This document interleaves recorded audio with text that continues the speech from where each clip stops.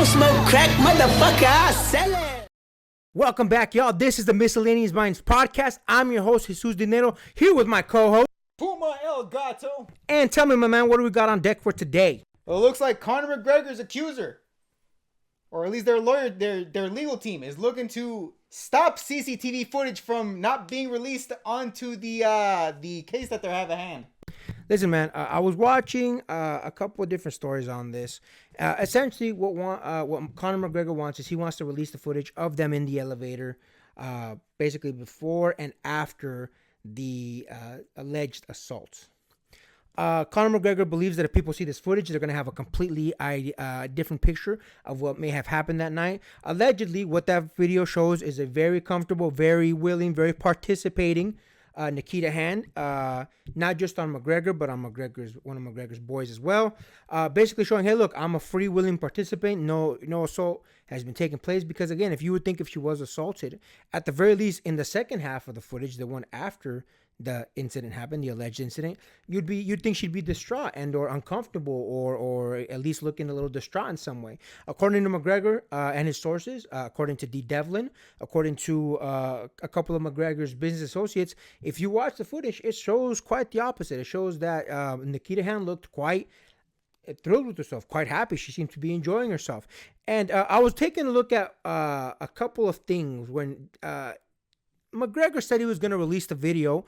Their attorneys, McGregor's attorney, Nikita's Hand's attorney, went to a court hearing where the judge basically said, nope, you need to not release it. You need to delete it from your phones and hand over the copies. And he basically said the reason being is because if it gets out into the internet, it's going to be decimated into, and this is quotes, the dark hole of the internet. That's not a good reason. First of all, he's going to appeal the case. He's already said he's going to appeal the case, meaning he needs copies of that should, for whatever reason, they need to be reviewed. I know the court already has its own copies, blah, blah, blah, but this is part of McGregor's evidence. So no, he shouldn't have to delete it. The stuff that I read and the reasons behind the judge is because what the judge said is because he's essentially saying people are going to look at this and just have a completely different view of Nikita Hand. Yeah, that's kind of the point.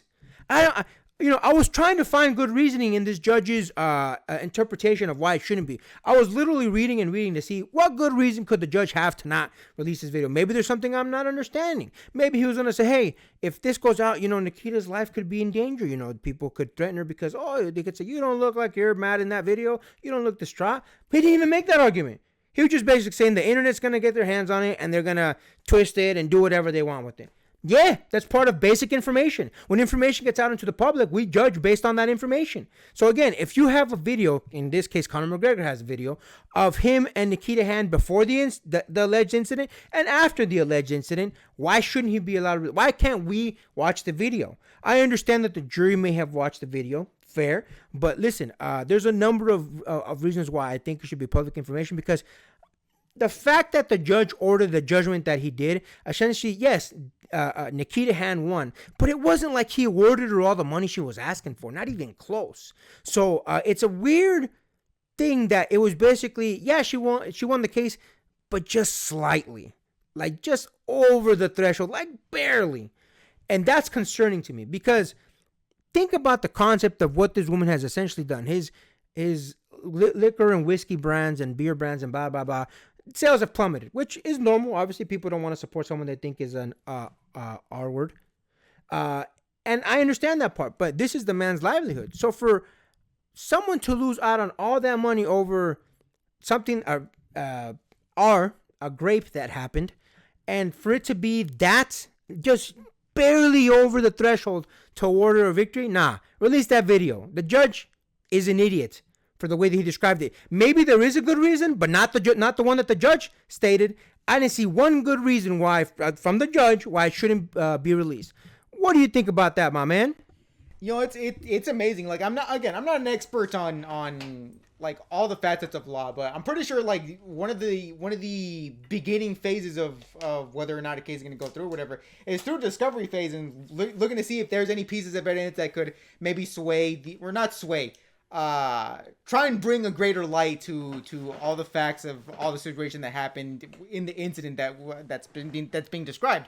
But the fact that you're not willing to admit one piece of evidence because it might sway one opinion one way or the other, I was like, that's kind of how facts work, and that's kind of how pieces of evidence is supposed to work. And the fact that we're not supposed to accept it into this because it might sway into a situation that doesn't look nearly as acceptable as we would in the first place, like it's kind of like, I don't want to say that the judge has some sort of agenda, but at the very least, the language and the verbiage that they use kind of makes it seem like almost like they kind of want this court case to be decided one way or the other. The fact that it's like, oh, we can't have it out on the internet because it's going to sway opinions one way or the other, was like, yeah, but that's how pieces of evidence work. Like, it's supposed to sway one person's opinion one way or the other based on if the evidence matches the story that's being told at hand. One person said, he said, and they said, she said, and I was like, okay, those two stories are conflicting. What can we piece together based on what we find and see which one corroborates the other? And if this piece of evidence corroborates this person's story more so than it does that one, then more often than not, we're going to argue that this side is like saying, okay, they're telling the truth based on what we found. But if we're going to say, okay, we're not accepting that piece of information because we don't want to let this side say that they're correct. At that point, what are we doing? If we're not accepting all pieces of evidence, even like, especially if they're valid, then yeah, why wouldn't we think that you have an agenda towards a certain defendant or plaintiff in the matter? It's crazy. Yeah, man, listen, I'm not going to lie to you. I was a little disappointed. Like I said, I was looking for a good reason that the judge was going to have for not wanting to release this piece of evidence. Essentially, based on what I read from the judge's quotes, it just seems like he was just not thrilled with the idea of the internet getting a hold of the footage. Why not? Why do you care? If you truly are unbiased, which judges are supposed to be, why not? Why not? And listen, before anybody jumps on here saying, oh, you guys are just McGregor fans, go back and watch our videos. We have criticized McGregor to bejesus and back. We have criticized McGregor to no end. And I was never a McGregor fan. I wasn't a hater either, but I wasn't a fan. So listen, let's get the video out there. There's no good reason why it shouldn't be out there. To me, it seems really dumb, especially if it shows what McGregor was saying. Why not? Why not? Who does it hurt? And here's the thing. If it shows Nikita Hand is right, we'll determine that from the video as well. Why not put it out there? Because if it's truly that she won and she won, no questions asked, blah, blah, blah, blah, what's wrong with the footage being out there? It'll show the general public, hey, man, McGregor deserved to take that L. I don't know. It's very shady at the very least. I have found no good reason what the judge was saying on why it should be kept in the shadows. And it is really shady to me. To me, it seems like, this judge might have a little bit of a bias. But listen, again, maybe there's other things that I don't know about in the case. Maybe there's other factors.